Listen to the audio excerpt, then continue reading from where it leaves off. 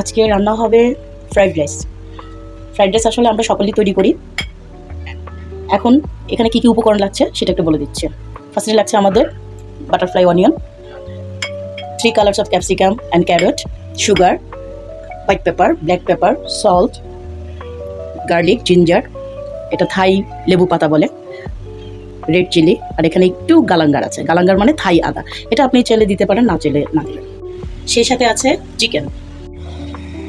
আমি নিয়েছি 2 cup rice. এটা আসলে সিদ্ধ করে নিয়েছি রাইসটা। এখন আমি রান্না করা শুরু করে দিচ্ছি। এখানে দিচ্ছি 20 ml অয়েল। আসলে এগুলো একটু আন্দাজ করে দিয়ে দিবেন।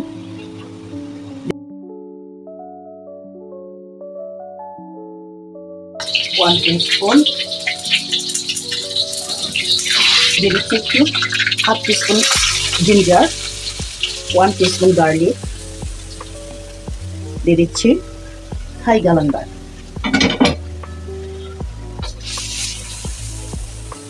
আসলে ফ্রাইড রাইসে যখন যেটা দিবেন সেটাই হবে। চিকেন দিলে চিকেন ফ্রাইড রাইস, প্রন দিলে প্রন ফ্রাইড রাইস, ভেজিটেবল দিলে ভেজিটেবল ফ্রাইড রাইস। আজকে আমি চিকেন দিয়ে ফ্রাইড রাইসটা তৈরি করছি।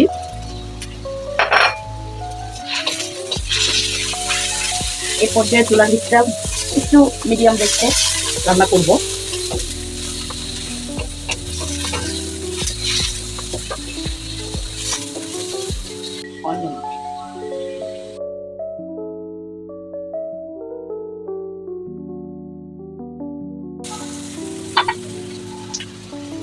দিয়ে দিচ্ছি ক্যাপসিকাম,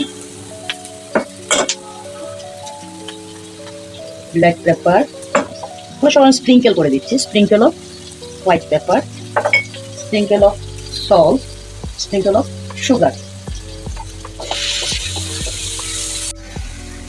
দিয়ে দিচ্ছি রাইস।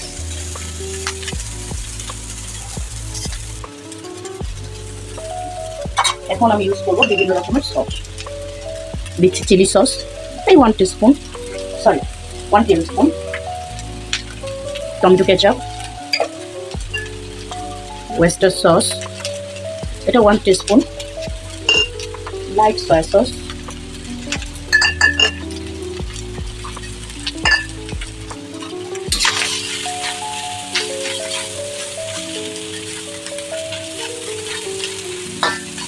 আসলে রান্না না দেখলে বোঝা যাবে না, কারণ এগুলো মিক্সিং এর একটা ব্যাপার আছে। আমি কিন্তু সসগুলো ভেজিটেবলে দিইনি, আমি সস দিয়েছি রাইসের উপরে। একটু থাই লেবু পাতা আর হলো থাই মরিচ যেটা বলা হয়,